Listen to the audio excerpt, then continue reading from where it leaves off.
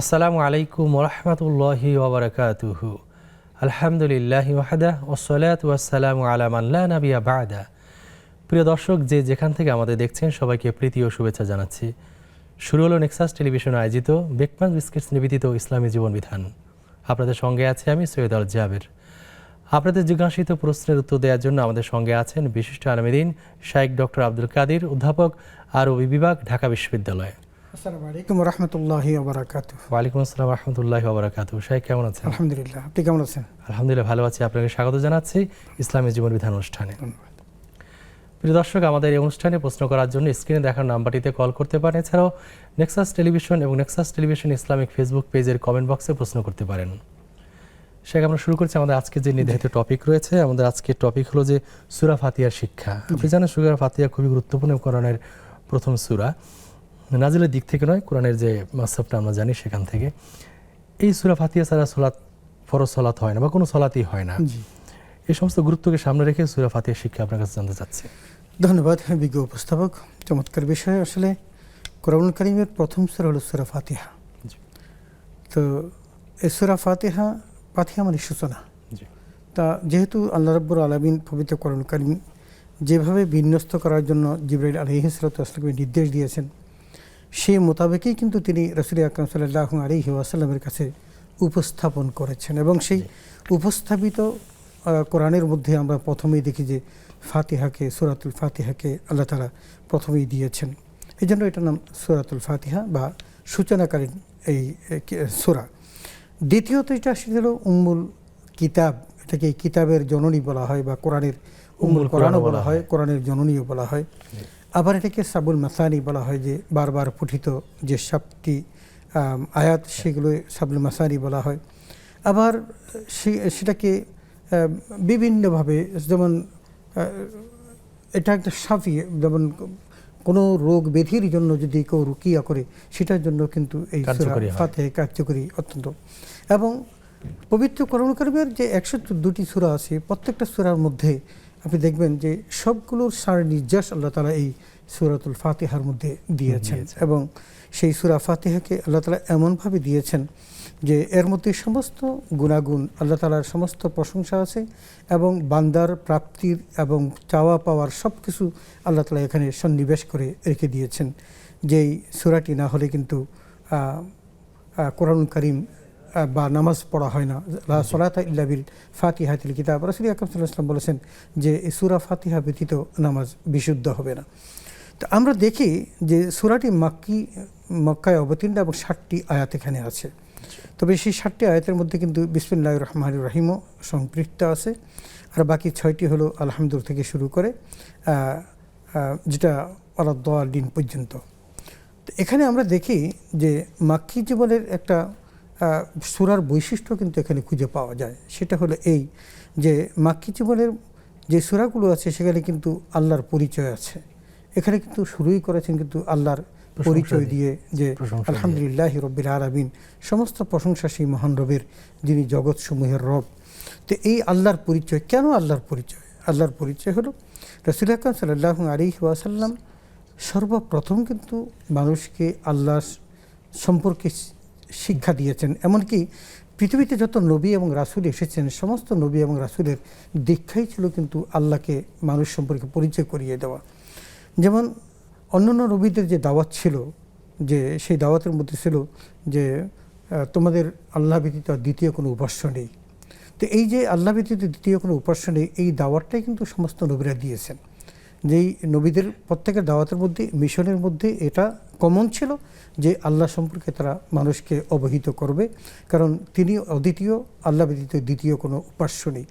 আমরা সেই কারণে দেখি যে এই সূরাটার মধ্যেই প্রথম আল্লাহ তাআলা তার সেই পরিচয় দিয়েছেন। এবং সেই পরিচয়টা দেওয়ার প্রয়োজন হলো এই কারণে, কারণ আল্লাহকে কিন্তু আকারবিহীন, তাকে দেখা যায় না, স্পর্শ করা যায় না, ছোঁয়া যায় না, সেটা হলো অনুভবের ব্যাপার। তো এই যে গায়েবের মধ্যে তিনি আছেন, শুধু গায়েবের মধ্যে আমার আল্লাহ আছেন এমনটি না, গায়েবের মধ্যে ফেরেশতারা আছেন, গায়েবের মধ্যে জান্নাত আছে, জাহান্নাম আছে, পরকাল আছে। এই বিষয়গুলো কিন্তু মূল প্রতিপাদ্য বিষয় হলো তৌহিদের জন্য, একটা ইমানের জন্য মূল প্রতিপাদ্য বিষয় হলো এই বিষয়গুলো জানা। যেমন ইমানে মুফাসসালের মধ্যে আমরা যেমন বলে থাকি আমানতু বিল্লাহি ওয়া মালাইকাতিহি ওয়া কুতুবিহি ওয়া রুসুলিহি ওয়াল ইয়াউমিল আখির ওয়াল কদরি খাইরিহি ওয়া শাররিহি মিনাল্লাহি তাআলা ওয়াল বা'সি বা'দাল মাউত। এখানে ইমানের মূল কনসেপ্টটা এই 7টা বিষয়ের মধ্যে, তোর মধ্যে ম্যাক্সিমাম আপনি দেখবেন যে এখানে গায়েব। এই জন্য আল্লাহ তাআলা মুত্তাকির পরিচয় দিতে গিয়ে প্রথমে বলেছেন আল্লাযীনা ইউমিনুনা বিল গায়ব। মুত্তাকি তো সেই ব্যক্তি যে গায়েবে বিশ্বাস করে। তার মানে গায়েবের মধ্যে আমার আল্লাহ আছেন, আল্লাহর ফেরেশতারা আছেন, জান্নাত এবং জাহান্নাম আছেন। বিশেষ করে পরকালীন জীবনটাই পুরোটা গায়েবের মধ্যে, এটা বিশ্বাস করানো খুব কঠিন। যার কারণে যখনই রাসূল আকরাম সাল্লাল্লাহু আলাইহি ওয়াসাল্লাম দাওয়াত দিয়েছেন তখন তারা এই বলে প্রত্যাখ্যান করেছেন যে পরকাল বলতে কিছু নেই, যে আমরা মৃত্যুর পর যখন আমাদের হাড়গোড় মাটির সাথে মিশে যাবে তাহলে কেমন করে আমাদেরকে আবার তৈরি করবে। এটা কিন্তু তাদের একটা মিসকনসেপ্ট এবং ভুল কনসেপ্ট ছিল, এবং এটাকে বাস্তবায়ন করার জন্য রাসূল আকরাম সাল্লাল্লাহু আলাইহি ওয়াসাল্লাম এসেছেন যে না, তোমাদেরকে একদিন আবার আল্লাহর কাছে আসতে হবে। মিনহা খালাকনাকুম ওয়া ফিহা নুঈদুকুম ওয়া মিনহা নুখরিজুকুম তারাতান উখরা। মাটি থেকে তোমাদের সৃষ্টি, মাটিতে তোমাদেরকে কবরস্থ করা হবে এবং মাটি থেকেই কাল কিয়ামতের মাটি তোমাদেরকে আবার উঠানো হবে। এই বিষয়গুলো আমরা যে মক্কি সূরার যে বৈশিষ্ট্য, সেই বৈশিষ্ট্যের মধ্যে আমরা সেটাও পাই যে আল্লাহ রাব্বুল আলামিন তার নিজের পরিচয় দিয়েছেন যে আলহামদুলিল্লাহ রব্বিল আলামিন, যে সমস্ত প্রশংসাই মহান রবের, যিনি জগৎসমূহের রব। এখন এই জগৎসমূহের আমরা বাকি কথা শুনবো একটা। জি আচ্ছা, লাইনটি কেটে গেছে। জি, তো এই যে জগৎসমূহের রব, এই বিষয়টা আমাদের খেয়াল রাখা দরকার। রব কে? যিনি আমাদের রব, পালনেওয়ালা, তিনি আমাদের যে পালনেওয়ালা, তার পরিচয় কিন্তু আমরা এখন পাই নাই, আমরা পেয়েছি বহু আগে, রুহের জগতেই তার পরিচয় পেয়েছি। আপনি দেখুন আল্লাহ তাআলা কোরআনুল কারীমে বলছেন ওয়াইদ আখাযা রাব্বুকা মিন বানি আদামা মিন যুহুরিহিম যুররিয়াতাহুম ওয়া আশহাদাহুম আলা আনফুসিহিম আলাস্তু বিরাব্বিকুম ক্বালু বালা। আল্লাহ তাআলা আদমের পিঠ থেকে তার সন্তানগুলোকে বের করে রুহের জগতে সারিবদ্ধভাবে দাঁড়িয়ে যখন দাঁড়ানো করা শেষ করলেন, তারপর কিন্তু আল্লাহ তাআলা তার একটা রুবুবিয়তের অঙ্গীকার নিতে গিয়ে জিজ্ঞেস করেছিলেন আলাস্তু বিরাব্বিকুম, আমি কি তোমাদের রব নেই? তখন সকলেই কিন্তু বলেছিল বালা। এই যে বালা বলেছিল এবং রবকে স্বীকৃতি দিয়েছিল, এটা এই কারণে, যে কারণ কিয়ামতের মাঠে যখন তাকে এই বিষয়ে প্রশ্ন করা হবে যে রবের পরিচয় পাওয়ার পর তুমি কেন রবকে ভুলে গেলে, এই জন্য বলছেন ইন্না কুন্না আন হাদা গাফিরিন। ওই আয়াতের শেষে সে বলছেন যে তুমি যে একসময় বলতে যে আমি তো এই সম্পর্কে জানতাম না আল্লাহকে, রবকে, আমার ইলাহকে এই সম্পর্কে জানতাম না, এই জন্য আল্লাহ তাআলা তার পরিচয় নিয়েছেন রুহের জগতে রেখেই। এই জন্য পৃথিবীর কোনো মানুষকে রব সম্পর্কে জিজ্ঞেস করলে তাকে অকপটে স্বীকার করা এবং তার বিধি মেনে নেওয়া তার কর্তব্য। এই কারণে যে কারণ আল্লাহ তাআলা তাকে রুহের জগতে রেখেই কিন্তু তার পরিচয় দিয়েছেন এবং মানুষের কাছ থেকে তার অঙ্গীকার নিয়েছেন এই বিষয়টি। তো এখন সেই রব কিন্তু আমার এখানে চলে আসছেন, বলছেন যে সমস্ত প্রশংসা তার, যিনি জগৎসমূহের রব। তো এই যে জগৎসমূহের রব, তার যে প্রশংসা করাটা, এটা আল্লাহ তাআলা আমাদেরকে শিখিয়েছেন এবং আমাদেরকে প্রশংসা করতেও বলেছেন। কেন প্রশংসা করো? এই কারণে, কারণ এই জগতের সৃষ্টিকর্তা, সৃজনকর্তা, লালনকর্তা, রিজিকদাতা, পালনকর্তা সব কিছু কিন্তু আমার আল্লাহ তাআলা, এবং সকল ক্ষমতার উৎস হলেন তিনি। এবং আজকে দুনিয়ার জগতে আমি যা কিছু পাচ্ছি, এই সকল কিছুই কিন্তু তার দেওয়া, তার অনুগ্রহ, তার করুণা। এই ব্যতীত এই পৃথিবীতে বেঁচে থাকা পৃথিবীর কোনো মানুষের পক্ষে সম্ভব নয়। এই জন্য আল্লাহ প্রথমেই তো তার পরিচয় দিলেন এবং আমাদেরকে করলেন যে আমরাও যেন এভাবে আল্লাহর প্রশংসা করি। কারণ আল্লাহর যদি কোনো কিছু আল্লাহর কাছে মঞ্জুর করতে হয়, তাহলে মঞ্জুর করার প্রথম পদ্ধতিটাই হলো যে আল্লাহর প্রশংসা করতে হয়, আল্লাহর গুণগান গাইতে হয়। তারপর রাসূল আকরাম সাল্লাল্লাহু আলাইহি ওয়াসাল্লামের দরুদ পড়ে তারপর যদি আল্লাহর কাছে প্রার্থনা করা হয়। আমরা একটা কল নিয়ে বাকি কথা শুনবো। আসসালামু আলাইকুম দর্শক, কে আছেন আমাদের সঙ্গে? প্রশ্ন করতে পারেন। হ্যালো, আসসালামু আলাইকুম। ওয়ালাইকুম আসসালাম। জীবন, কি প্রশ্ন আছে আপনার? ওয়ালাইকুম আসসালাম হুজুর, আমার 3টা প্রশ্ন। জি জি, আসসালামু আলাইকুম। জি, ওয়ালাইকুম আসসালাম। আমরা শুনতে পাচ্ছি 3টি প্রশ্ন। আমার 3টা প্রশ্ন হুজুর। জি জি, আমার প্রথম প্রশ্ন হুজুর হইলো যে আমার কোমরের সমস্যা, আমি হাঁটা ছাড়া হাঁটতে পারি কিন্তু বসতে সমস্যা হয়। জি জি, আমার তিনটি প্রশ্ন। আমার মানে হাঁটাছাড়া করতে পারি, কিন্তু রুকুটা সেজদাটা আমি দিতে পারি না। জি তে আমি পিছন দিয়ে চেয়ার রাখিয়া দাঁড়াইয়া ফরজ নামাজটা পড়ি, রুকুটা দাঁড়াইয়া দেয়, সেজদাটা চেয়ারে বসে দিই। আর সুন্নত আর মুআক্কাদা নফল নামাজগুলা, তাহাজ্জুদের নামাজগুলো, এগুলো আমি চেয়ারে বসে পড়ি।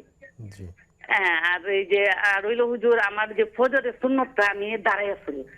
জি আর হুজুর আর একটা প্রশ্ন, আমি তো অনেক আগে কোরআন শরীফ পড়ছি, যখন অনেক আগে মক্তব্য যখন তোমরা আমার বয়স করেন 55 হইব, তখন হুজুর আমি মক্তব্য পড়ছি, তখন আগে তো অনেক ছাত্ররা পড়ছে।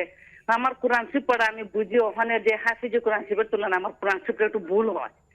জি আর আমার লাম্বা গুন্না বাটি এগুলা ভুল হয়, তাই আমি বয়ে বয়ে পড়ি, কিন্তু আমি পড়া ছাড়ি না, পড়ি। আমি ওখান যে পড়ি হুজুর, আমার কি আরো বেশি গুণা হইব নাকি? আর একটা প্রশ্ন হুজুর, আমি সকালে তো আমার কোমরের সমস্যা লাগে, হাঁটতেও হতে বাইরে হিন্দু মহিলারা থাকে, তো জি। তার সাথে আমি হাঁটি। জি তে হুজুর হাঁটলে কি আমার কোন সমস্যা হইব? আমি যে হিন্দুরা লগে হাঁটি, এটা কি হলো প্রশ্ন। ঠিক আছে বোন, আপনি আমাদের সঙ্গে থাকুন, আমরা শাইখের কাছ থেকে উত্তর জেনে নেব ইনশাআল্লাহ।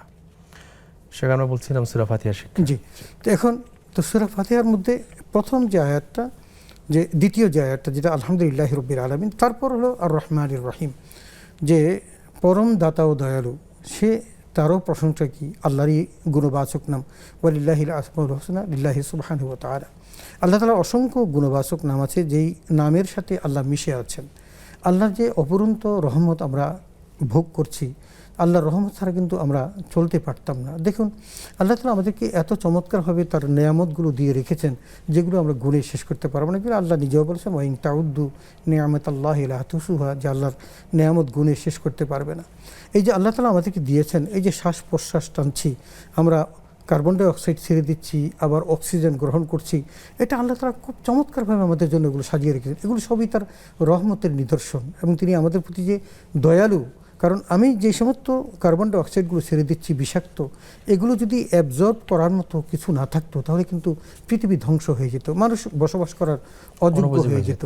আল্লাহ তাআলা আবার সেটাকে গ্রহণ করার জন্য গাছকে রেডি করে রেখেছেন, যে এই বিষাক্ত গ্যাসটা সে গ্রহণ করছে, কিন্তু গাছ আবার যেটা ছেড়ে দিচ্ছে সেই নির্মল অক্সিজেন আমরা গ্রহণ করছি। এটা কিন্তু আল্লাহর বিশাল রহমতের বিষয়।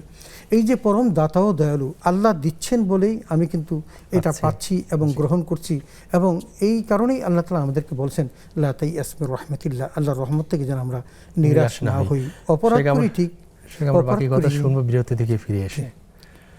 প্রিয় দর্শক, দেখছিলেন আপনাদের প্রিয় অনুষ্ঠান ব্রেকফাস্ট বিস্কিটস নিবেদিত ইসলামী জীবন বিধান। নিচ্ছি ছোট্ট একটি বিরতির পর ইনশাআল্লাহ আমরা আবার ফিরে আসবো। ততক্ষণ আমাদের সঙ্গী থাকুন।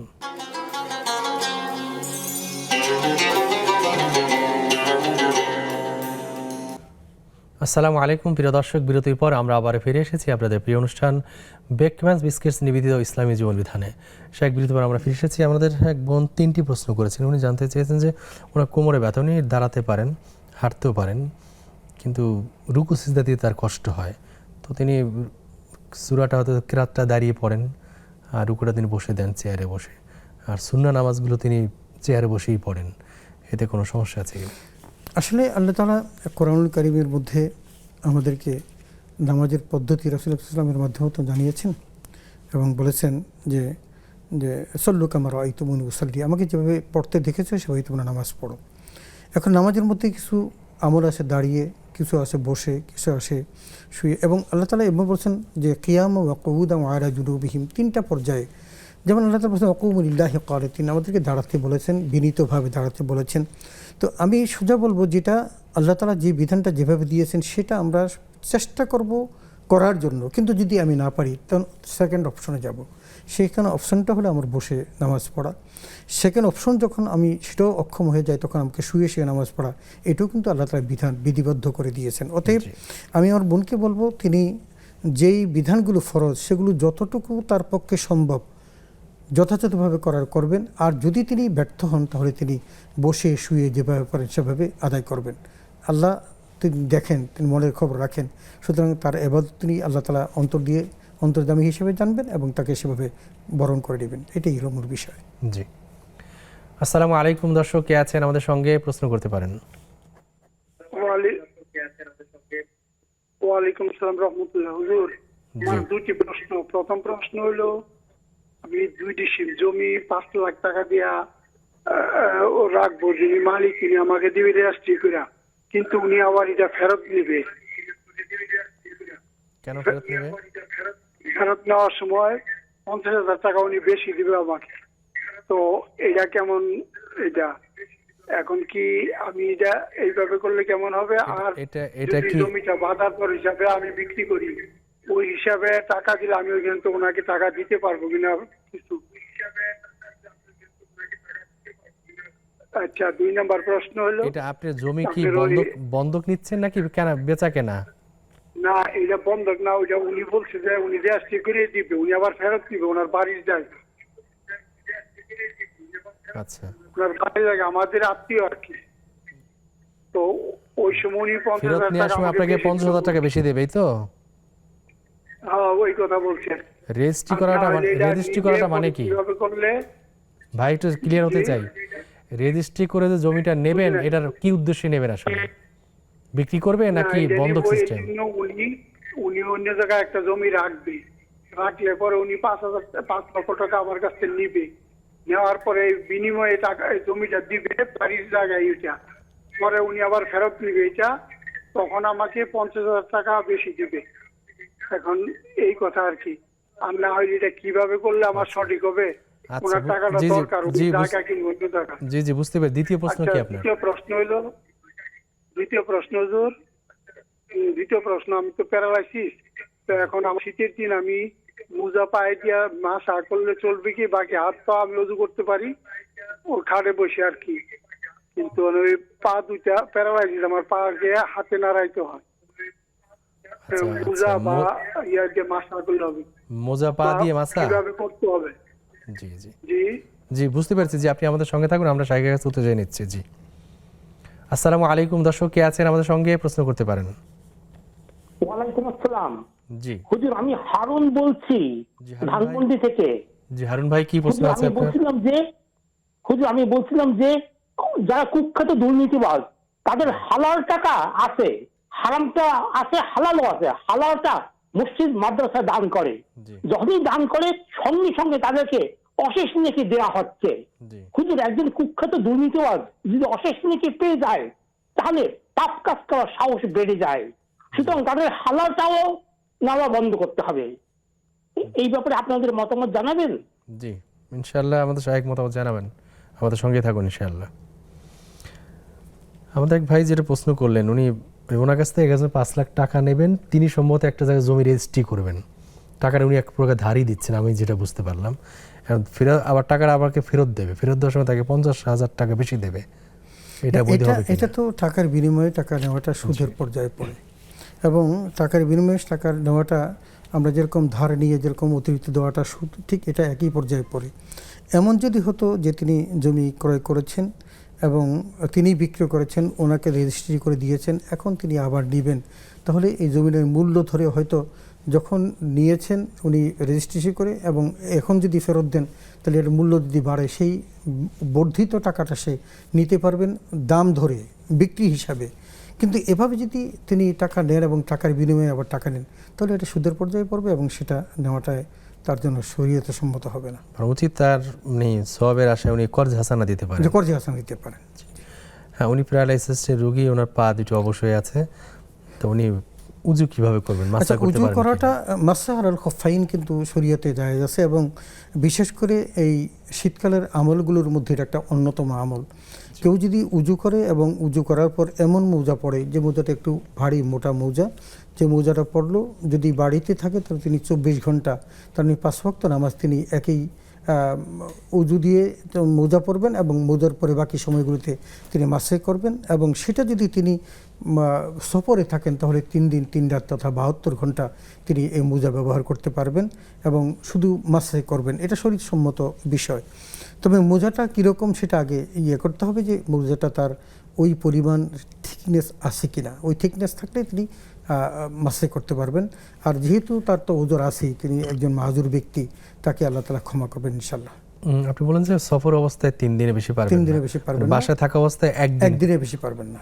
মানে একদিন পর আবার নতুন করে উজু করে আবার নতুন মোজা করে উজু পড়তে করে হবে। আবার মোজা পড়তে হবে।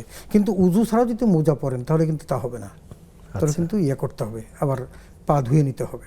জি, আসসালামু আলাইকুম, দর্শক কে আছেন আমাদের সঙ্গে, প্রশ্ন করতে পারেন। যে আমি একটা প্রশ্ন করব। আমার প্রশ্নটা হলো যে মানে আমার স্বামী দীর্ঘদিন যাবৎ প্রায় 8-10 বছর যাবৎ একজন পীরের অনুসারী আর কি, সুফি পীর। তো উনি কোরআন সুন্নাহ অনুযায়ী আমার স্বামী কোনো আমল করেন না। তো এক্ষেত্রে আমল করতে বললে উনি আর কি মানে অতটা ইচ্ছুক না, করতে চায় না, ইচ্ছাকৃত ভাবে করতে চায় না। প্লাস পাশাপাশি দেখা যায় যে আমি খেয়াল করছি এবং প্রমাণিত পরীক্ষিত যে উনি অন্য মানে সনাতন ধর্মের কিছু নিয়মকানুন অনুসরণ করে। তো এক্ষেত্রে যে আমি তো মুসলিম আর উনি যে এরকম করে, তো আমাদের যে সম্পর্কটা, এটা কোনো সমস্যা হবে কিনা? আর যেহেতু এটা আমি প্রমাণ মানুষের কাছে করতে পারি না, আমি নিজে প্রমাণিত, কিন্তু কারো কাছে প্রমাণ দেওয়ার মতো আমার ওরকম নাই, তাহলে এখান থেকে সরে যাওয়ার বা থাকলেও কোনো সমস্যা হবে কিনা সম্পর্কের সাথে, এটা জানার। আমল করে না বলতে বলি জানতে নামাজ পড়ে না? না না, উনি নামাজ পড়েন না। নামাজ পড়েন না, সনাতন ধর্মেরও কিছু নিয়ম কানুন মেনে চলেন। হ্যাঁ হ্যাঁ, মানে প্রসাদ খায়, চাঁদা দেয়, তারপরে ভক্তিমূলক কথা বলে, রাধা কৃষ্ণের ভক্ত হইতে পারলে জীবন ধন্য হয়ে যেত, এরকম আর কি বলে। তো আচ্ছা। এরকম এই জন্য জানতে চাইছি। ইমান ভঙ্গ হওয়ার মতো অবস্থা। ঠিক আছে শাহেক, জীবন আপনি আমাদের সঙ্গে থাকুন, আমরা শাহেকের কাছ থেকে তো জেনেছি ইনশাআল্লাহ। শাহেক, আপনি প্রশ্ন শুনেছেন যে ওনার স্বামী 8-10 বছর একজন পীরের অনুসারী। পীরের অনুসারী হওয়ার কারণে তিনি সলাৎ পড়ছেন না, আমরা কোনো আমলই করছেন না। আবার উনি দেখেছেন যে পাশাপাশি সনাতন ধর্মের কিছু নিয়মকানুন মেনে চলেন। এমনই বলছেন যে তিনি যদি প্রসাদ খান, চাঁদা দেন এবং রাধা কৃষ্ণের ভক্ত হতে পারলে তিনি খুব ভালো বোধ করতেন, এমন কথাও চিন্তা করছেন উনি। এখন উনি জানতে চাচ্ছেন যে এই স্বামীর সঙ্গে তিনি সংসার করতে পারেন কিনা, এই সম্পর্ক আসলে ঠিক থাকে কিনা, নাকি ওই স্বামীর ইমান ভঙ্গ হয়ে গেছে এবং তার সঙ্গে সম্পর্ক রাখাটা আসলে কন্টিনিউ করাটা শরিয়ামত সম্মত নয়। আসলে বিষয়টা সুস্পষ্টভাবেই বোঝা যাচ্ছে যে সে ডাইভার্ট হয়ে গেছে, মুরতাদ হয়ে গেছে। যদি মুরতাদ যদি হয়েই থাকে তাহলে কিন্তু তার সাথে সংসার করা তার সমীচীন হবে না, কারণ একজন বিধর্মীর সাথে একজন মুমিনার কোনোভাবেই সম্পর্ক হয় না, এটা অটোমেটিকলি বিচ্ছেদ তৈরি হয়ে যায়। তবে তার আগে যে কাজটা তাকে করতে হবে, তিনি প্রথমত যেটা সেটা হলো যে এমন পীর ধরেছেন যেই পীরের শরীয়ত সম্মত না। এবং পীর তো হলো ধরেন যেটা আমরা পীর পার্সি শব্দ, বাংলা যেটা আমরা ওলি বলি, আরা ইন্ডা আউরিয়া আল্লাহ রাখুন আলাইহিম রাহুম ইয়াজানুন, কিন্তু সেই ধরনের ওলি তিনি না। তিনি হলেন পথভ্রষ্ট, নামাজ পড়েন না বা বিভিন্ন অনাচারের মধ্যে তিনি নিমজ্জিত আছেন। তা আমি যেটা বুঝি সেটা হলো যে উনি যেহেতু বোধগম্য যে তার স্বামী নিশ্চয়ই যে সমস্ত কাজগুলো করেন এগুলোর সাথে যেহেতু মুসলিম কালচারের সাথে সম্পর্ক নেই, সুতরাং সে ডাইভার্ট হয়ে গেছে এবং উত্তাদ হয়ে গেছে। এই বিষয়টা তিনি তার কোনো গুরুত্বপূর্ণ ব্যক্তি, এই দুই ফ্যামিলির কারো মাধ্যমে সেই বিষয়টা তার সাথে বসে ডিসাইড করা দরকার যে তুমি যদি সত্যিকার অর্থে যদি এই ধর্ম ত্যাগ করে থাকো তাহলে তোমার সাথে আমার সম্পর্ক অটোমেটিক্যালি থাকবে না এবং বিচ্ছিন্ন হয়ে যাবে, এটা আমি একটু তোমার সাথে শুনতে চাই। এই বিষয়টা আমরা যে কোনো একটা মুরব্বি দিয়ে তিনি যদি কনফার্ম করে নেন তারপর বিচ্ছিন্নতার দিকে যান তাহলে এটা তার জন্য উত্তম হবে। মানে উমিয়ান ভঙ্গ হয়ে গেছে তার অবস্থা থেকে বোঝা যাচ্ছে। এক উভয় পক্ষের মানে অভিভাবকদেরকে সাথে নিয়ে এটাকে সমাধান হয়, তিনি ফিরে আসবেন দিনের পথে, আর না হয় তিনি বিচ্ছেদ করে চলে যাবেন। যে আমাদের এক ভাই জানতে, হারুন ভাই ধানমন্ডি থেকে, উনি যেন বলেছেন যে একদম পরিচিত বিখ্যাত কুখ্যাত দুর্নীতিবাজ, তার কিছু টাকা হালালও আছে আবার হারামও আছে। এখন তিনি হালাল টাকাটা মসজিদ মাদ্রাসা দান করছেন, যারা এই মসজিদ মাদ্রাসার পক্ষ হয়ে নিচ্ছেন তারা খুব বাহবা দিচ্ছেন, তাকে অশেষ নেকির জন্য দোয়াও করছেন। এখন এটা আসলে এইভাবে নেওয়াটা ঠিক কিনা? আসলে সাহস পেয়ে যায়। দান সদকার ক্ষেত্রে তো আল্লাহ তাআলা উৎসাহিত করেছেন, দান সদকা অত্যন্ত উত্তম ইবাদত। দান সদকা করতে বলেছেন সবাইকেই বলেছেন, যার পক্ষে যতটুকু সম্ভব। আল্লাহ তাআলা বলছেন ইনতুবদুস সাদাকাত ফানিয়াম বাহিয়া, যদি তুমি প্রকাশ্য দান করো তাহলে সেটাও উত্তম। তুখফুহা ওয়া তুতুল ফুকারা ফাহুয়া খায়রুল লাকুম, যদি তুমি গোপনে দান করো এবং সেটা যদি তুমি গরিবকে বিলিয়ে দাও তাহলে সেটা আরও উত্তম। এমনকি রাসূল আকরাম সাল্লাল্লাহু আলাইহি ওয়াসাল্লামের একটা হাদিস মুত্তাফাকুন আলাইহি আছে যে আবু হুরায়রা বর্ণিত যে 7 শ্রেণীর মানুষকে আল্লাহ তাআলা কাল কিয়ামতের মাঠে তার আরশের নিচে ছায়া দিবেন, তার মধ্যে এক ব্যক্তি যিনি তার ডান হাতে দান করেন কিন্তু বাম হাতে টের পায় না। তো গোপন দানটাকে উৎসাহিত করা হয়েছে। কিন্তু দানের ক্ষেত্রে যদি কেউ ধরেন তার হালাল পয়সা দিয়ে দান করে তাহলে সব কিন্তু পেয়ে যাবেন, কারণ দান করার জন্য আল্লাহ তাআলা বলেছেন অমিম্মা রাযাকনাহুম ইউনফিকুন। ইমানের একটা অংশ হলো সে, মুত্তাকির অংশ হলো সে, তাকে আল্লাহ যা আল্লাহ রিজিক দান দিয়েছেন করবে। সেখান থেকে সে খরচ করবে।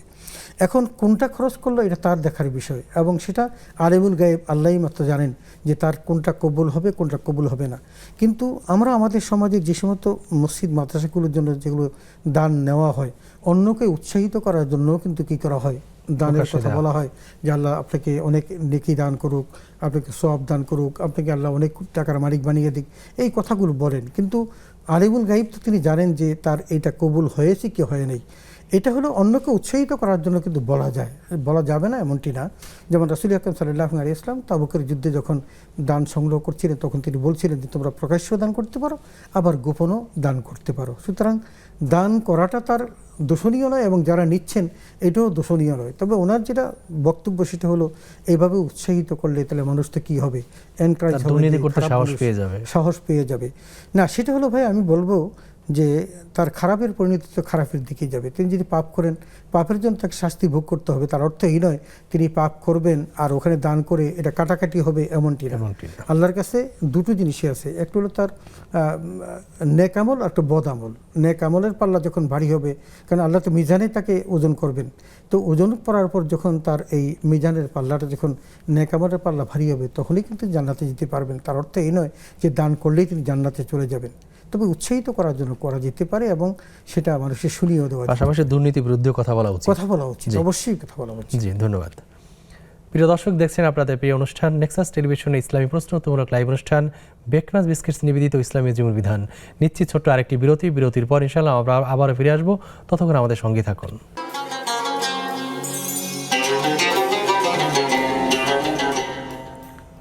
আসসালামু আলাইকুম প্রিয় দর্শক, বিরতির পর আমরা আবার ফিরে এসেছি আপনাদের প্রিয় অনুষ্ঠান বেকনাস বিস্কিটস নিবেদিত ইসলামী জীবন বিধানে। শেখ বিরতির পর আমরা ফিরে এসেছি। আমাদের এক বোন দুটো প্রশ্ন করেছেন এর আগে।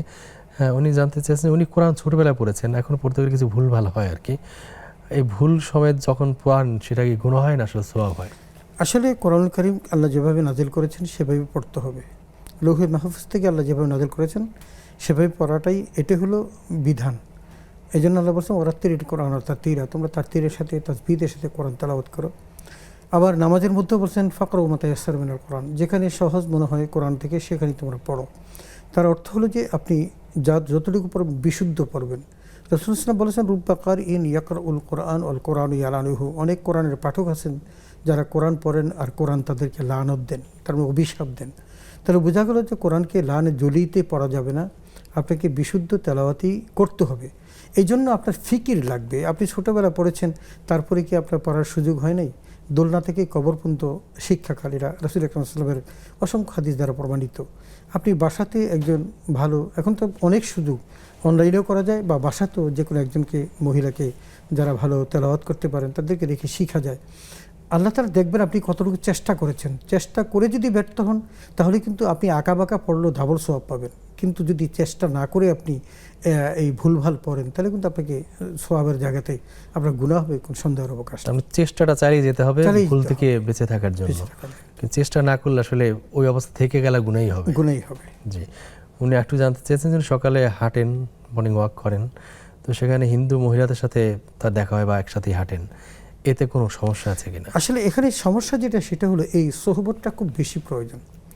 সোহবত সবচেয়ে বেশি প্রয়োজন। এই জন্য একটা ফার্সি কবিতাও আছে, সোহবতে সালে তোরা সালে কুনাদ, সোহবতে তালে তোরা তালে কুনাদ। বাংলাতে আমরা যেটাকে বলি সৎসঙ্গে স্বর্গবাস আর অসৎসঙ্গে সর্বনাশ। এখন আপনি যদি তার আদর্শে বিমোহিত হয়ে তার অনেক কাজ আপনার কাছে ভালো লাগতে পারে, একদিন দুদিন চলতে চলতে তার এমন সব আচরণ দেখলেন যে আচরণ থেকে আপনি মুগ্ধ হয়ে গেলেন, একসময় দেখা গেলো যে আপনি তার প্রতি ডাইভার্ট হয়ে গেলেন, তাহলে কিন্তু আপনার সব যাবে, আমসালা সব যাবে। সুতরাং আপনাকে চেষ্টা করতে হবে ভালোদের সোহবত গ্রহণ করা। যেহেতু অকুরু মা সাদিকিন, আল্লাহ বলছেন যে তোমরা সাদেক বা নেককার বান্দা যারা, সত্যিকার বান্দা যারা, সৎ পথে যারা আছে তাদের সাথে চলো। তো সেটা আপনাকে অবলম্বন করতে হবে। তবে তাকে বোঝানো যাবে না যে আপনি তাকে অ্যাভয়েড করছেন, কারণ সামাজিকভাবে আপনাকে চলতে হলে তাকে নিয়েও তো চলতে হবে। এই জন্য সামাজিকতা রক্ষা করেন, তার সাথে চলবেন, কিন্তু আপনি আপনার ধর্মীয় বিষয়টাকে প্রাধান্য দিবেন, চেষ্টা করবেন তাকে কোনোভাবে অ্যাভয়েড করে ভালো মানুষের সাথে যাতে যদি চলা তিনি যায়, তার উপর প্রভাব বিস্তার করতে পারেন, তিনি ইসলামের দাওয়াত দিবেন, দিবেন, এমন অবস্থা যদি তার থাকে তাহলে সেটা তিনি করতে তিনি পারেন, সেটাও করতে পারেন। না পারলে দূরত্ব বজায় রাখাই উচিত। সেটাই। তবে হাঁটা চলার মধ্যে যদি এই নিয়তকে আমি হাঁটেন এবং দুই একটা ধর্মীয় কথা বলতে বলতে একসময় তাকে যদি আপনি ফিরিয়ে আনতে পারেন ইসলাম ধর্ম, তাহলে কিন্তু আপনি অনেক বড় বিশাল সাফল্য অর্জন করতে সওয়াব পারবেন, পাবেন ইনশাআল্লাহ। ইনশাআল্লাহ। আসসালামু আলাইকুম, দর্শক কে আছেন আমাদের সঙ্গে প্রশ্ন করতে পারেন। ওয়ালাইকুম আসসালাম। আমি জীবন কি প্রশ্ন আছে আপনার? আমার তো আমি খুব অসুস্থ, আমার এমন অর্থ সম্পদ নাই যে আমি তা দিয়ে চিকিৎসা হব, তাই আমি আল্লাহর কোন রহমতটুকু নিতে পারি সেই জন্যই আমি আপনাদের কাছে জিজ্ঞাসা করতেছি। জীবন ঠিক আছে বোন, আমরা শাইখের কাছ থেকে পরামর্শ জেনে নিচ্ছি ইনশাআল্লাহ। এই বোন অসুস্থ, চিকিৎসা করার মতো তার অর্থ সঙ্গতি নেই, তিনি আসলে কি কি করতে পারেন? আমি যদি এভাবে বলি, আল্লাহ সূরা ইখলাসের মধ্যে বলছে আল্লাহুস সামাদ, আল্লাহ মুখাফিক্কিহীন। পৃথিবীর সবাই কারো না কারো মুখাফিক্কি, কিন্তু আল্লাহ তাআলা মুখাফিক্কিহীন। আমরা তো চাইবো কার কাছে? যিনি মুখাফিক্কিহীন, সে আল্লাহর কাছে। আপনি দুনিয়ার অর্থ সম্পদের কথা বলছেন, দুনিয়ার অর্থ সম্পদ একেবারেই ক্ষণস্থায়ী বিষয়। তবে দুনিয়া চলতে হলে অর্থ সম্পদ প্রয়োজন হয়। নিশ্চয়ই। আপনি এই অর্থ সম্পদ চাইলেও রাসূল আকরাম সাল্লাল্লাহু আলাইহি ওয়াসাল্লাম বলছেন, তুমি তোমার প্রয়োজনীয় একটা জুতার ফিতেও যদি তোমার প্রয়োজন হয়, তাহলে সেটা তুমি আল্লাহর কাছে চাও। সুতরাং আপনি আপনার আল্লাহর কাছে চাইবেন, এবং তার কাছে সম্পদের অভাব নাই। আপনি হয়তো ভাবতে পারেন যে তিনি কোত্থেকে দিবেন, তিনি কিভাবে দিবেন। ওমাই ইয়াত্তাকিল্লাহা ইয়াজআল লাহু মাখরাজা ওয়া ইয়ারযুকহু মিন হাইসু লা ইয়াহতাসিব। আল্লাহ কোরআনে বলছেন যে তুমি যদি আল্লাহর প্রতি তাকওয়া করো, তাহলে আল্লাহ তাআলা তোমার জন্য উপায়ও বের করে দিবেন, এবং এমন জায়গা থেকে তোমাকে রিজিকের ব্যবস্থা করবেন যেটা তুমি চিন্তাও করতে পারবে না, তুমি ধারণা করতে পারবে না। সুতরাং আপনার ওরিড হওয়ার কিছু নেই। আপনি একদম ভোর রাতে ঘুম থেকে উঠে তাহাজ্জুদের পূর্বে একটু ঘুম থেকে উঠে তাহাজ্জুদের নামাজটা পড়েন, এবং সেখানে আল্লাহর কাছে বলেন ইয়াদউনা রাব্বাকুম খাউফাম ওয়া তামআন, এবং অবিল আসহার হুম ইয়াস্তাগফিরুন। কোরআন কারীম আল্লাহ তাআলা অনেকগুলো জায়গাতে এইভাবে বলেছেন যে আপনি ভয় মিশ্রিতভাবে আশা নিয়ে আল্লাহর কাছে প্রার্থনা করেন, এবং একদম প্রত্যুষে আল্লাহর কাছে চান। আল্লাহ নিজেও বলেন হালমি মুস্তাগফিরিন ফারজুকাহু ফাহাতিন মুরজাকিন ফারজুকাহু, যে কেউ আসো আমার কাছে রিজিকের কষ্টে আসো, আমার কাছে বলো আমি রিজিকের এই কষ্ট দূর করে দিব। কারণ আল্লাহর কাছে আপনি চাইতে পারেন, তিনি আপনার এই সমস্যার সমাধান করার জন্য যথেষ্ট। তিনি আরবি না জানলেও বাংলায় বলতে পারেন তার কি সমস্যা আছে, আল্লাহ বিনা মেডিসিনের মাধ্যমে চিকিৎসা সুস্থ করে দিতে পারেন ইনশাআল্লাহ। জি। আসসালামু আলাইকুম, দর্শক কে আছেন আমাদের সঙ্গে প্রশ্ন করতে পারেন। আসসালামু আলাইকুম। ওয়ালাইকুম আসসালাম। জি ভাইয়া, কি প্রশ্ন আছে আপনার? আমি মোহাম্মদ জসিমউদ্দিন বলছিলাম ধানমন্ডি থেকে। জি জসিম ভাই, কি প্রশ্ন আছে আপনার? আমার প্রশ্নটা হচ্ছে, ফরজ সালাতে যদি কোনো ভুল হয়, সালাত কি পুনরায় পড়তে হবে নাকি সাহু সেজদা দিয়ে আর করি? জি ঠিক আছে ভাইয়া, আপনি আমাদের সঙ্গে থাকুন, শাইখের কাছে উত্তর জেনে নিচ্ছি। শাইখ, আমরা ফেসবুকে একজন বোন একটা প্রশ্ন করেছিলেন, উনি জানতে চেয়েছেন, ফারহানা ইসলাম, যে কোরআনে অনেক আয়াতে আছে যে আল্লাহ যাকে ইচ্ছে হেদায়েত দান করেন এবং যাকে ইচ্ছা গোমরা করেন, এই আয়াতের ব্যাখ্যা জানতে চাই। আসলে আল্লাহ কোরআন কারীম যেটা বলছেন, মাই হাদিহিল্লাহু ফালা মুদিল্লা লাহু ওয়া মাই ইউদ্লিলহু ফালা হাদিয়া লাহু। আল্লাহ যাকে হেদায়েত দেন কেউ তাকে গোমরাহ করতে পারে না, আর আল্লাহ যাকে গোমরাহ করেন কেউ তাকে হেদায়েত দিতে পারে না। এবং কোরআন কারীমের প্রশংসা করতে আল্লাহ বলছেন ইউদিল্লু বিহি কাসীরা ওয়া ইয়াহদি বিহি কাসীরা। আল্লাহ এই কোরআন দ্বারা অনেককে হেদায়েত দেন এবং কোরআন দ্বারা অনেককেই গোমরাহ করেন। আসলে বিষয়টা হলো এরকম, যেমন ধরুন রাসূল আকরাম সাল্লাল্লাহু আলাইহি ওয়াসাল্লামের সময়কালে কোরআন নাজিল হয়েছে, এবং সেই সমাজের মানুষই ছিলেন আবু জাহেল, আবু লাহাব। তাদেরকে কিন্তু রাসূল সাল্লাল্লাহু আলাইহি ওয়াসাল্লাম দাওয়াত দিয়েছেন, কিন্তু তাদের দাওয়াত কবুল হয় নাই।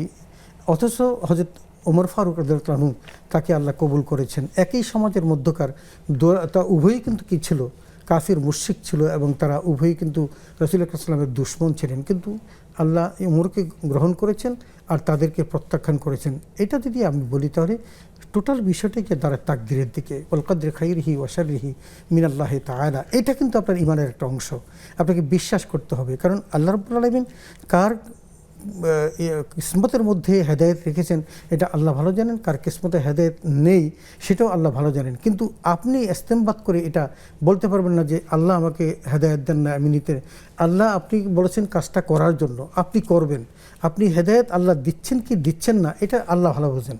সুতরাং আপনাকে ওই আশায়, যেমন মনে করেন আমি যদি এভাবে উত্তরটা দিই যে একটা সিজদা যদি আল্লাহর দরবারে কবুল হয়ে যায়, আপনার জান্নাত কেউ মিস করতে পারবে না। কিন্তু আমরা সারা জীবন কেন সিজদা দিয়ে যাচ্ছি এই কারণে, কারণ আমি তো জানি না আমার কোনো সিজদা আল্লাহ কবুল করেছি কিনা।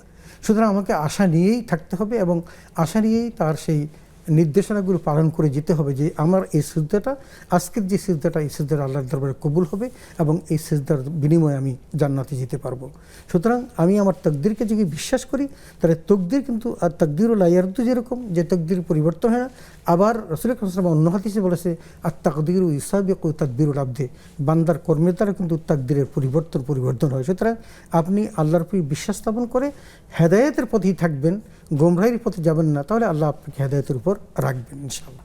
আবার কিছু এরকম আয়াতও তো আছে যে আমি হেদায়েত পাঠালাম, ইচ্ছা করলে তুমি গ্রহণ করো বা বর্জন করো, না, কারণ আপনি আকল দিয়েছেন, কারণ আল্লাহ স্বাধীনতা দিয়েছে আসলে। স্বাধীনতা দিয়েছেন। জি, আসসালামু আলাইকুম দর্শক, কে আছেন আমাদের সঙ্গে প্রশ্ন করতে পারেন।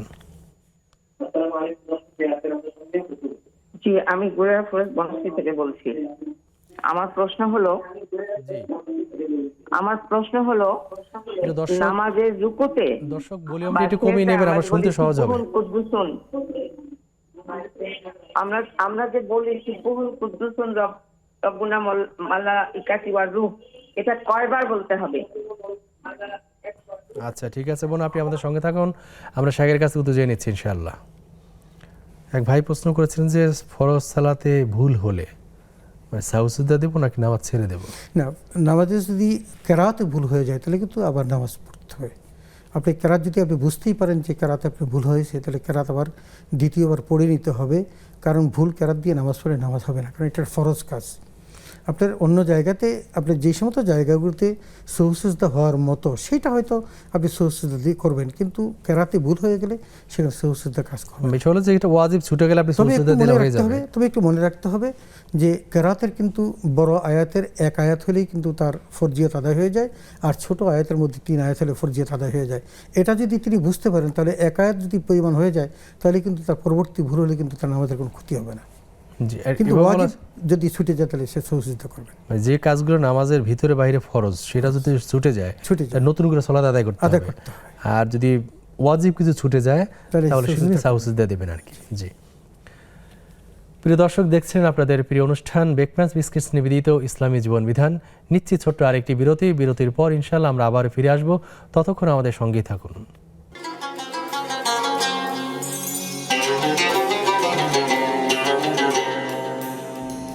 আসসালামু আলাইকুম প্রিয় দর্শক, বিরতির পর আমরা আবার ফিরে এসেছি আপনাদের প্রিয় অনুষ্ঠান বেকম্যান্স বিস্কিটস নিবেদিত ইসলামী জীবন বিধানে। শেখ, বিরতির পর আমরা ফিরে এসেছি। আমাদের এক বোন জানতে চেয়েছেন যে সুবহুন কুদ্দুসুন এটা আসলে কয়বার পড়তে হয়? আসলে এটা হলো কি, এটা তো ফরজ নামাজে পড়া যাবে না, পড়তে হবে নফল নামাজের মধ্যে, সুন্নতের মধ্যে। তবে একাকী নামাজ পড়লে তো আপনি অসংখ্যবার পড়তে পারেন, কোনো সমস্যা নেই। আমরা যেমন মনে করেন যখন মসজিদে পড়ি বা সেখানে কনসেন্ট্রেশনটা ধরে রাখার জন্য একটা লিমিটেড টাইমে 3 বার 5 বার 7 বার, কিন্তু কেউ যদি একাকী পড়ে সেখানে অনেক দোয়া পড়তে পারেন, শুধু সুবহান কুদ্দুসুন এটা নয়, আরও অনেক দোয়া সেখানে পড়া যেতে পারে।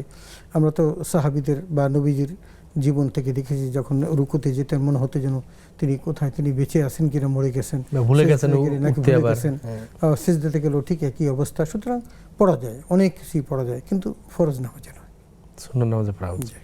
জি, শেখ, আমরা আজকে শুরুতে আলোচনা করেছি সূরা ফাতিহা শিক্ষা নিয়ে। আপনি আল্লাহ রহমতের কথা বলেন, রহমান রহিম এই ব্যাখ্যা করছেন। এরপরে দেখুন মালিক ইয়াউমিদ্দিন বলছেন, রোজ মাহশারের মালিক তাওকে আল্লাহ তাআলা কিন্তু এই নশ্বর জগতের মালিক যে এমনটি নয়, যতগুলো জগৎ আছে সেই রুহের জগৎ থেকে শুরু করে এই নশ্বর জগৎ বা এই পৃথিবী, আমরা যা দেখি কিংবা না দেখি, যা দেখি আর না দেখি, সমস্ত জগতের রব হলেন আল্লাহ তাআলা। সুতরাং আমি প্রশংসা তো তারই করব যিনি এই প্রশংসার যোগ্য। সুতরাং আল্লাহ তিনি মহামহিম, তিনি পরম দাতা ও দয়ালু এবং পরকাল দিবসের মালিক। এরপর যে কথাটি আমরা বলি ইয়াকা না'বুদু ওয়া ইয়াকা নাস্তাঈন, আমরা যে একমাত্র তারই ইবাদত করি এবং সাহায্য প্রার্থী হলে তার কাছেই হব, এই দীক্ষাটাও আমরা এই আয়াতে কারিমা থেকে আমরা পেয়েছি এবং এই সূরাতুল ফাতিহা এই শিক্ষাটা দিয়েছে যে একমাত্র আল্লাহরই ইবাদত করতে হবে। এই জন্য আমরা দেখি কোরআন কারিমের অসংখ্য জায়গায় আল্লাহ বলছেন ওয়াকাদা রাব্বুকা আল্লা তা'বুদু ইল্লা ইয়াহু, যে আল্লাহর ফয়সালা হলো যে তুমি একমাত্র আল্লাহরই ইবাদত করবে আর কারো না। এবং ওয়াবুদুল্লাহ ওয়া তুশরিকু বিহি শাইআ, তোমরা ইবাদত করো আল্লাহর, তার সাথে শরীক করো না। এই জন্য সেই দীক্ষাটা আমরা পাচ্ছি যে একমাত্র আল্লাহরই ইবাদত করব, পৃথিবীর আর কাউকে সন্তুষ্ট করার জন্য নয়। এবং আমরা কি করব, যে সাহায্য যদি চাই তো তার কাছেই চাইব, কারণ পৃথিবীর সকল মানুষের কাছে কেউ না কেউ দায়বদ্ধ আছেন, কিন্তু আল্লাহ কারো কাছে দায়বদ্ধ নয়, তিনি আল্লাহুস সামাদ, আল্লাহ মুকাফিকিন, অতএব তার কাছেই চাইব। এরপর যেটা সেটা হলো যে ইয়াকা না'বুদু ওয়া ইয়াকা নাস্তাঈন, আমরা সেটা বলছি ইহদিনাস সিরাতাল মুস্তাকিম বলছি। এটার কথা শুনবো, ওটা কল নিয়ে নিচ্ছি। জি আচ্ছা। আসসালামু আলাইকুম দর্শক, কে আছেন আমাদের সঙ্গে প্রশ্ন করতে পারেন। ওয়ালাইকুম আসসালাম ওয়া রাহমাতুল্লাহি ওয়া বারাকাতুহু। জীবন কি প্রশ্ন আছে? প্রথমত আপনার কাছে দোয়ার জন্য দরখাস্ত, আমার মা ভীষণ অসুস্থ। মা, আমরা দোয়া করছি আপনার মা সুস্থ করে দিন আল্লাহ তাআলা। আমার মার অনেক বয়স, 70 উপরে বয়স, কিন্তু আমার মা আগে কখনো নামাজ কাজা করেনি, আমরা দেখি নাই কখনো। এবং নামাজের রক্তর আগে নামাজের জন্য উজু করে বসে থাকতো। আর গত কয়েক বছরে ব্রেন স্ট্রোক করার পরে এক ওয়াক্ত নামাজ 5,000 পড়ছে। কিন্তু আজকে 5 মাস থেকে পুরা বেডের উপরে আছে, বেড থেকে আর নামাইতে পারতেছি না। এবং পরিষ্কার পরিচ্ছন্নতা তো নামাজের প্রথম শর্ত, সেই পরিষ্কার পরিচ্ছন্ন ভাবে আর নামাজ পড়াইতে পারতেছি না। কিন্তু এর আগে পড়াইতাম, ও দেখা গেছে রুকু দিলে বা নিয়ত বাঁধিয়ে রাখে, যদি বলি যে মা এবার সেজদা দেন, বা আমি লগে পড়তে থাকি সুবহান রাব্বিয়াল আ'লা, সুবহান রাব্বিয়াল আযীম, তাই বলি মা এখন আপনি কি জানতে চাচ্ছেন? জি বুঝতো না, তারপরে তখন পড়তো। কিন্তু আজকে 5 মাস আর কোনো নামাজ পড়া হয় না। 15 আগস্ট থেকে হঠাৎ একদম বিছানায় পড়ে গেছে। আর তার কি সেন্স আছে? জীবন আমরা বুঝতে পেরে এখন এই নামাজের জন্য কি করব হুজুর? কি শুনি তো নামাজের তো কোনো কাফারা নাই, এখন কি করব? আমাকে বুঝতে পেরেছি, আমরা একটু জানতে চাচ্ছি তার সেন্স আছে কিনা। সেন্স এখন ও নাই ওইরকম, ওই যে আমাকে ও চিনে না, আবার মাঝে মধ্যে আবার আসতেছে। বুঝতে পেরেছি, ঠিক আছে জীবন, আমরা বুঝতে পেরেছি। আপনি আমাদের সঙ্গে থাকুন, আমরা শাইখের কাছ থেকে উত্তর জেনে নিচ্ছি ইনশাআল্লাহ। আসসালামু আলাইকুম দর্শক, কে আছেন আমাদের সঙ্গে প্রশ্ন করতে পারেন। আসসালামু আলাইকুম। ওয়ালাইকুম আসসালাম। আমি নারায়ণগঞ্জ থেকে বলছিলাম।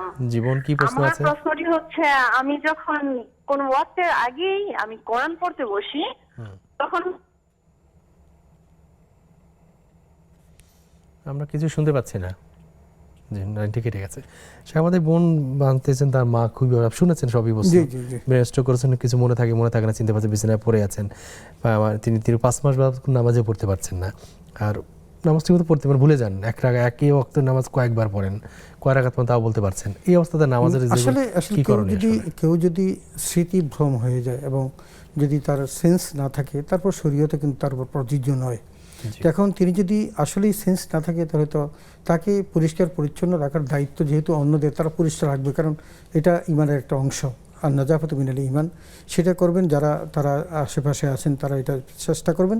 আর নামাজের সময় তাকে বলবেন, তাকে চেষ্টা করুন বলার জন্য, কিন্তু তিনি যদি না পারেন এই জন্য তিনি রেসপন্সিবল না, কারণ আল্লাহ তাআলা তাকে ওই জায়গা থেকে সরিয়ে নিয়েছেন। তার মানে তার যে মূল সেন্সটুকু সেটা যদি না থাকে, যেমন পাগলকে আপনি যদি বলেন সে কেন উলঙ্গ থাকলো, তাকে শরীয়তের বিধান প্রযোজ্য, এমনটি হবে না। তো দেখতে হবে যদি তার শরীয়তের বিধান প্রযোজ্য হওয়ার জন্য যতটুকু সেন্স দরকার এটা যদি না থাকে, তাহলে ইনশাআল্লাহ আল্লাহ তাআলা তাকে ক্ষমা করবেন ইনশাআল্লাহ। সে আমরা কথা বলছেন সূরা ফাতিহা নিয়ে। জি, এরপর যেটা আল্লাহ তাআলা বলেন ইহদিনাস সিরাতাল মুস্তাকিম, আল্লাহর কাছে একটা প্রার্থনা করা, হে আল্লাহ তুমি আমাকে সরল সঠিক পথ দেখো, মিনান নাবিয়িনা ওয়াস সিদ্দিকিনা ওয়াশ শুহাদাই ওয়াস সালিহিন। কারণ বলেন আল্লাযীনা আনআমতা আলাইহিম, যারা আপনার এই পথে থেকে নেয়ামত প্রাপ্ত হয়েছে তারা কারা? মিনান নাবিয়িনা ওয়াস সিদ্দিকিনা ওয়াশ শুহাদাই ওয়াস সালিহিন, যারা নবী, সিদ্দিক, শহীদ এবং যারা আল্লাহর নেককার বান্দা, আল্লাহ তাআলা যেন সেই পথে পরিচালিত করে। গায়রিল মাগদুবি আলাইহিম ওয়ালাদ-দাল্লিন, ওই পথে নয় যারা অভিশপ্ত, যারা পথহারা, তাদের পথে নয়। তো এখানে আমরা যে বিষয়গুলো পাই সেটা হলো এই সূরাতুল ফাতিহা আমাদেরকে একদিকে আল্লাহর সেই মহিমা প্রকাশ করতে বলে, অন্যদিকে আল্লাহর কাছেই একমাত্র প্রার্থনা করার জন্য আমাদেরকে নির্দেশ করা হয়েছে এবং সাহায্য চাওয়া হয়েছে যে আল্লাহ যেন আমাদেরকে সরল সঠিক পথ দেখায়। আসলে এই পৃথিবীতে অসংখ্য পথ আছে, যেই পথ খুঁজে আমার পক্ষে আপনার পক্ষে খুঁজে বের করা সম্ভব নয়। সরল সঠিক পথের দীক্ষা একমাত্র আল্লাহই দিতে পারেন। তিনি যদি সরল সঠিক পথ দেখান, সেটাই একমাত্র নিরঙ্কুশ সঠিক পথ এবং হাজারো পথের মধ্যে আমি এটা খুঁজে বের করতে, আমার মাথা দিয়ে বের করতে পারবো না। এই জন্য আত্মসমর্পণ করা, সারেন্ডার হওয়া, যে আল্লাহ তুমি আমাকে সরল সঠিক পথ দেখাও, যারা তোমার নেয়ামতের অংশীদার হয়েছেন তাদের পথে, কিন্তু যারা অভিশপ্ত সেই ইহুদি এবং খ্রিস্টান তাদের পথে নয়, কারণ তারা তো পথহারা হয়ে গেছে। আমি যদি তাদের পথহারাদের পথ অবলম্বন করি তাহলে আমিও কিন্তু জাহান্নামী হয়ে যাব। এই জন্য আল্লাহর কাছে প্রার্থনা করতে বলেছেন, আমরা আল্লাহর কাছে প্রার্থনা করব। এবং এই সূরাটি যেহেতু এটা ব্যতীত নামাজ হবে না, সুতরাং এটা আমাদের জন্য একটা অপরিহার্য সূরা। সংক্ষেপে শেষ করব। জি, আমরা অপরিহার্য সূরাটা আমরা ভালোভাবে জানার চেষ্টা করব। অর্থ তাফসীর আমরা তাফসীর থেকে পড়লে আরো ভালো হবে। জি, শেখ, আপনাকে অনেক অনেক কৃতজ্ঞতা জানাই আমাদেরকে সময় দেওয়ার জন্য। আমরা আজকের অনুষ্ঠান এখানে শেষ করছি। জি, ধন্যবাদ আপনাকে, ধন্যবাদ নেক্সাস টেলিভিশনের সকল কলাকুশলী এবং যারা এই অনুষ্ঠানটা আমাদেরকে করে সবার মাঝে এই আলোগুলো ছড়িয়ে দেওয়ার ব্যবস্থা করলেন। আল্লাহ তাদের হায়াতে বারাকা দান করুন, ব্যবসায় তারাক্কি দান করুন। জি শেখ, আমি একটু জানতে চাচ্ছি আপনার কাছ থেকে যে এই যে সূরা ফাতিহার যে রোগ মুক্তিটা আছে, এটা আসলে কিভাবে পড়লে, আমরা দোয়া করলে আমরা রোগ মুক্তি আসলে এই আয়াতে শেফাও এটা বলা হয়, সূরাত শেফাও বলা হয়। যে কোনো রোগের জন্য রাসূল আকরাম সাল্লাল্লাহু আলাইহি ওয়াসাল্লাম বলেছেন, যে কোনো রোগের জন্য যদি কেউ সূরা ফাতিহা পড়ে কাউকে ফু দেয়, অথবা সূরা ফাতিহা পড়ে কোনো গ্লাসের মধ্যে পানি নিয়ে এসে সেই পানি যদি সে নিজে খায় অথবা অন্যকে খাওয়ার ব্যবস্থা করে, এর বিনিময়ে আল্লাহ তাআলা তার ওই রোগ মুক্ত করবেন। এটা পরীক্ষিত, সন্দেহের অবকাশ নেই। শুকরিয়া শেখ, আমরা শেষ করছি আজকের মতো। আপনার অনেক অনেক কৃতজ্ঞতা জানাই। জাযাকাল্লাহু খাইরান। ধন্যবাদ। প্রিয় দর্শক, দেখছেন আপনাদের প্রিয় অনুষ্ঠান নেক্সাস টেলিভিশনের ইসলামী প্রশ্ন উত্তরমূলক লাইভ অনুষ্ঠান ব্রেকফাস্ট বিস্কিটস নিবেদিত ইসলামী জীবন বিধান। আমরা আজকের পর্ব এখানে শেষ করছি। আগামী পর্ব দেখবার আমন্ত্রণ জানিয়ে আসসালামু আলাইকুম ওয়া রাহমাতুল্লাহি ওয়া বারাকাতুহু।